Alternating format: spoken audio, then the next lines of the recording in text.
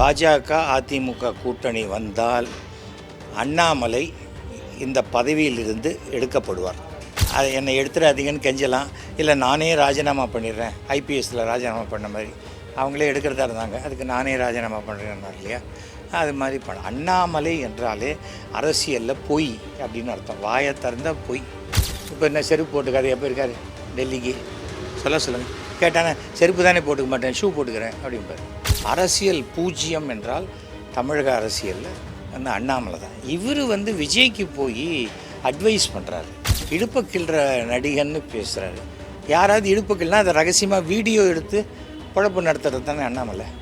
அவர் அண்ணாமலையை போன்ற ஒரு பச்சோந்தியை பார்க்கவே முடியாது. அண்ணாமலை முதல் தடவை எம்எல்ஏ சீட்டுக்கு நின்ற போது மோடி படத்தை போட்டால் ஓட்டு கிடைக்காதுன்ட்டு மோடி படத்தை போடாமே ஓட்டு கேட்டவர் அவர். ஏன் அண்ணாமலை வந்து அவ்வளோ நேர்மையானவர்னா எதுக்கு அவங்க உறவுக்காரங்க செங்கல் சூளையில் ரெய்டு வந்தது? எனக்கு தெரிஞ்சு ஒரு அரசியல் புழுக்க ஒன்றுமே தெரியாத ஒரு ஆள்னா அது அண்ணாமலை. அண்ணாமலை வந்து ஒரு என்ன சொல்கிறது, விளம்பர பிரியர். நேற்றுக்கா வந்து எடப்பாடிக்கு அங்கே அப்பாயின்மெண்ட் கொடுத்து கூப்பிட்ருக்காங்க, இவர் போய் அங்கே அண்ணாமலை அப்பாயின்மெண்ட்டுக்கு நிற்பார்.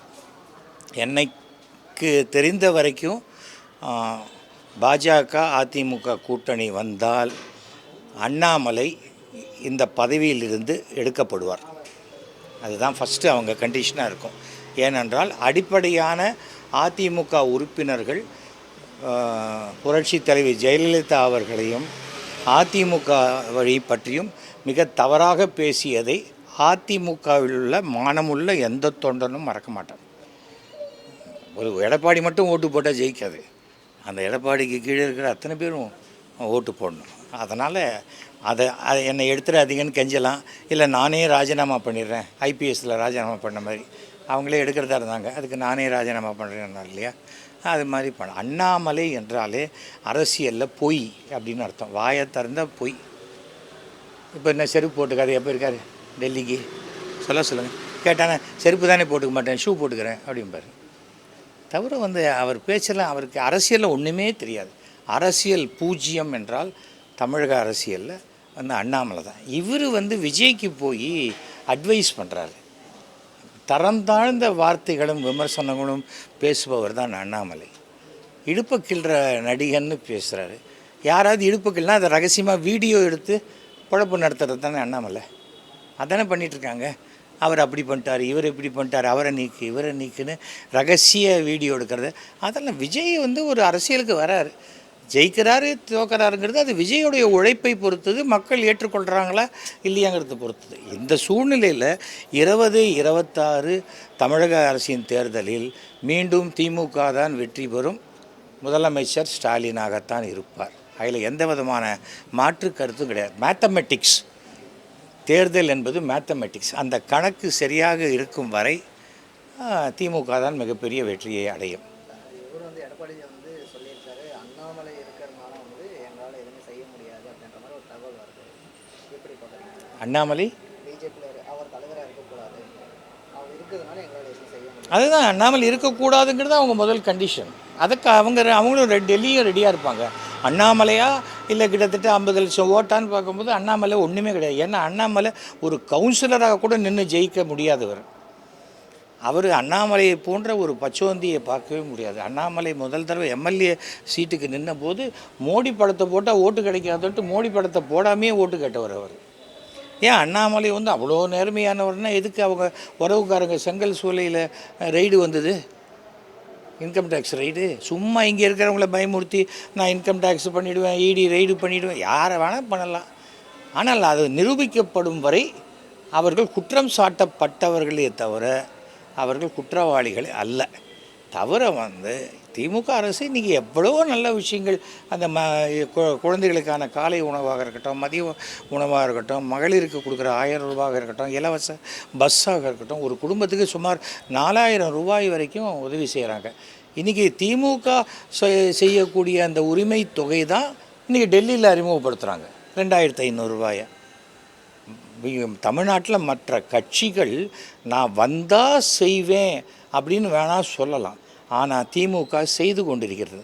அதைத்தான் நான் கேட்டேன். சமுதாயத்தில் ஒரு பட்டன் ஃபோன் கூட இல்லாமல் மிகவும் நலிந்த தினசரி சாப்பாட்டுக்கே கஷ்டப்படக்கூடிய ஒரு 10 லட்சம் பிராமணர்கள் இருக்காங்க. அவர்களுக்காக அந்த அந்தணர் நல வாரியம்னு ஒன்று ஆரம்பிங்க அப்படின்னு நான் முதலமைச்சரை கேட்டிருக்கேன். அதை ஆரம்பித்து கொடுத்தால் நான் திமுகவுக்கு அனைத்து இடத்துலையும் போய் பிரச்சாரம் பண்ணி சுமார் என்னால் 3லேருந்து 5 லட்சம் ஓட்டுகள் வாங்கித்தர முடியும். ஏனென்றால் நமக்கு யார் நல்லது செய்கிறாங்களோ அவர்களுக்கு பதிலுக்கு நாம் நல்லது செய்யணும். அப்படிப்பட்ட நல்லவைகளைத்தான் இன்றைக்கு முதல்வர் ஸ்டாலின் செய்து கொண்டிருக்கிறார். அது தவிர எல்லா விஷயத்தையும் அரசியலாக்குறதுங்கிறது சரியான முறையே இல்லை. அவ்வளோதான் நான் சொல்ல ஆசைப்படுறேன். ஒரு பிரச்சனை, காவேரி பிரச்சனைனா வரமாட்டாங்க. அந்த காவேரி பிரச்சனையில் திமுக ஜெயிச்சிடக்கூடாது. அப்படியா? நம்மளுடைய நமக்கு 39 எம்பி சீட் இருக்குது, அதை குறைக்கக்கூடாதுன்னாங்க. நான் முதலமைச்சர்கிட்டையும் நான் சொன்னேன், எல்லார்கிட்டையும் நான் சொல்கிறேன், குறைக்கக்கூடாதுங்கிறத நாம் கேட்கக்கூடாது. நீ பீகாரில் எத்தனை பர்சன்டேஜ் ஏற்றுறியோ அத்தனை பர்சன்டேஜ் இந்த பக்கமும் நீ ஏற்றி ஆகணும். ஷேர் அந்த பர்சன்டேஜ் சிஸ்டத்தில் தான் வரணும். அன்றைக்கி சொன்னாங்க நீங்கள் எல்லோரும் குடும்ப கட்டுப்பாடு பண்ணணும்னு. அப்போ தென் மாநிலத்தில் இருக்கிறவங்க எல்லோரும் பண்ணாங்க, சென்ட்ரல் கவர்மெண்ட் சொல்லிட்டாங்கன்ட்டு அப்படியே குடும்ப கட்டுப்பாடு பண்ணிக்கிட்டோம். அரிசி கொடுத்தாங்க, பருப்பு கொடுத்தாங்க, பணம் கொடுத்தாங்க, எல்லாம் வாங்க. ஆனால் குடும்ப கட்டுப்பாடு பண்ணிக்கிட்டோம். ஆனால் நார்த்தில் அவங்க முட்டையிட்டு குஞ்சு பொறிச்சு அப்படியே நிறையா போயிடுவாங்க. அப்போ அவங்களுக்கு நிறைய எம்பி சீட்டு கொடுக்க முடியுமா? அது கொடுக்க முடியாது. எல்லா மாநிலங்களுக்கும் உண்டான ரெப்ரசன்டேஷன் இருக்கணும். இப்போ 6 லட்சம் பேருக்கு ஒரு எம்பி சீட்டாக மாற்றுங்க. சவுத்தில் 5 லட்சம் பேருக்கு ஒரு எம்பி சீட்டுன்னு கொண்டாங்க. நீ பீகார்லேயோ உத்தரப்பிரதேசத்துலேயோ 80 சீட்டை நீ 120 சீட்டாக ஆக்கும் பொழுது தமிழ்நாட்டில் இந்த 39 சீட்டு 69 சீட்டாகவோ 70 சீட்டாகவோ ஆக்கப்பட வேண்டும். அதுதான் உண்மையான வளர்ச்சி. ஒரு குழந்தை பிறகுது, மண்டை மாத்திரம் இவ்வளோ பெருசு இருக்குன்னா, ஐயோ என்ன குழந்தை இப்படி பிறந்துருச்சு, இல்லை ஒரு கை மட்டும் இவ்வளோ அவசரமாக இருக்குது, ஒரு காது மட்டும் அப்படி இருக்குன்னா, அதுதான் அவங்க சொல்கிறது. தமிழ்நாட்டுக்கு குறைக்க மாட்டோம், பாக்கி ஊரில் பெருசு பண்ணிப்போங்கிறத சொல்லலை. அவங்க எல்லாத்தையும் தீர்மானித்து தானே அத்தனை 880 சீட்டுக்கு மேலே இருக்கிற புதிய பாராளுமன்றம் கட்டினாங்க. அப்போ தமிழ்நாட்டுக்கும் சேர்த்து தான் வைக்கணும். தமிழ்நாட்டில் செங்கோலை மட்டும் அங்கே வச்சா போருமா? மக்களுடைய ரெப்ரசன்டேஷன் என்ன, அது வேணும் இல்லை? அதுக்காக சொல்கிறேன். இருமொழி கொள்கைங்கிறாங்க, மும்மொழி கொள்கைங்கிறாங்க. எத்தனை இந்த கேந்திரிய வித்யாவில் தமிழ் கற்றுக் கொடுக்குறாங்க? தமிழ் கற்றுக் கொடுக்கக்கூடிய ஆசிரியர்கள் எத்தனை பேர் இருக்காங்க? அதை முதல்ல தெரிஞ்சுக்கணும். தமிழ் ப்ரைவேட் ஸ்கூலில் பண்ணுறாங்களேன்னு கேட்குறாங்க.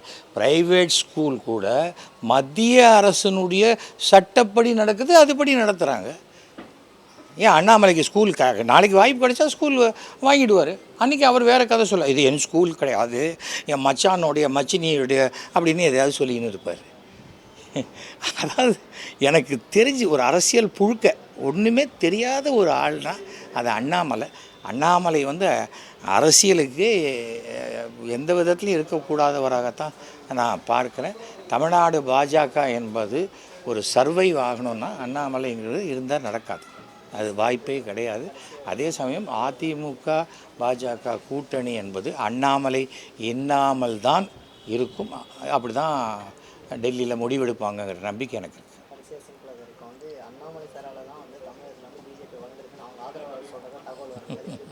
அண்ணாமலைங்கிறது என்ன, ஊதின பலூன், ஒரு ஊசி வச்சு அப்படின்னா அப்படின்னு ஆகிடும், அவ்வளோதான். அண்ணாமலை ஆனாலும் நான் சொன்னேன் 40 சீட்டு தோக்குன்னு சொன்னேன்னா இல்லையா? தமிழ்நாட்டு இதில் பாண்டிச்சேரியில் 40 சீட்டும் பாஜக தோக்கணும், தோற்றுதா இல்லையா? அவ்வளோதான். நான் சொன்னது ஒன்றும் தப்பு இல்லை. எனக்கு யார் மேலேயும் பர்சனல் விரோதம் கிடையாது. நான் ஒரு ஸ்பெக்டேட்டர், வேடிக்கை பார்க்குறேன், இங்கேருந்து பார்க்குறேன். அதில் என்ன நடக்குதோ அதை நான் சொல்கிறேன். அண்ணாமலை 0 வாய் தான் இங்கேருந்து இது வரைக்கும். அது என்ன வேணாம், ஏர்போர்ட்டில் பேட்டி கொடுக்க மாட்டேன் அப்படின்ட்டு அதையே 10 நிமிஷம் ஏர்போர்ட்டில் பேட்டியாக கொடுப்பார். நீங்கள் பாருங்களேன், எது வேணாம் உங்களுக்கு அட்வைஸ் பண்ணுவார். நீ என்ன தம்பி படிச்சிருக்க, நீ என்ன படிச்சிருக்க, நீ படித்ததுக்கே ஒழுங்காக இல்லை, அடுத்தவன் நீ என்ன படிச்சிருக்கன்னு கேள்வி உனக்கு. இது இன்றைக்கு திமுகவினுடைய சாதனைகளை சொல்கிற மாதிரி ஒன்றுமே இல்லை. ஒரு ப்ரெட்டும் ஒரு பன்னும் ஜாமும் சேர்த்து வாங்கினா அது ஜிஎஸ்டி வரும்னா அவன் தனியாக ஜாமும் வாங்கிக்கிறான், தனியாக அதை வாங்கிக்கிறான், அவ்வளோதான். இல்லை, நான் இனிமேல் எந்த கட்சியிலையும் சேர மாட்டேன் சார். எனக்கு அரசியல் போரும். இப்போ நான் நண்பர்களாக இருக்கிறதா விருப்பப்படுகிறேன். ஆதரவை நான் கண்டிப்பாக அன்றைக்கி என்னுடைய நாடகத்துக்கு வந்து மாண்புமிகு முதலமைச்சர் ஒரு நண்பராக பேசினார். அதற்கு நன்றி கடனாக 2026 தேர்தலில் அவர் என்ன சொன்னாலும் அங்கே போய் நான் பிரச்சாரம் செய்வேன். அதே போல் 2010 தீர்மானிச்சிட்டேன், இனிமேல் நான் எந்த தேர்தலையும் நிற்கவும் மாட்டேன்னு சொல்லி. யாரோ சில பேர் இந்த மாதிரி சில லூசுங்கெல்லாம் சொல்லிகிட்ருக்கு, அடுத்தது மயிலாப்பூர் எம்எல்ஏ சீட்டு கேட்பார். நான் கேட்க மாட்டேன். நான் ஏன் கேட்கணும்? என்னை விட எத்தனையோ பேர் இருக்காங்க நல்லவங்க, கொடுக்குறோம். ஒரு இதுவே திமுக என்பது வேறு, திராவிட கழகம் என்பது வேறு. அதை நான் புரிஞ்சு வச்சிட்ருக்கேன். அதனால் எனக்கு எந்த பிரச்சனையும் கிடையாது. அதை புரியாதவங்க தான் கசாமுசான்னு பேசிகிட்டு இருக்காங்க. அவ்வளோதான்.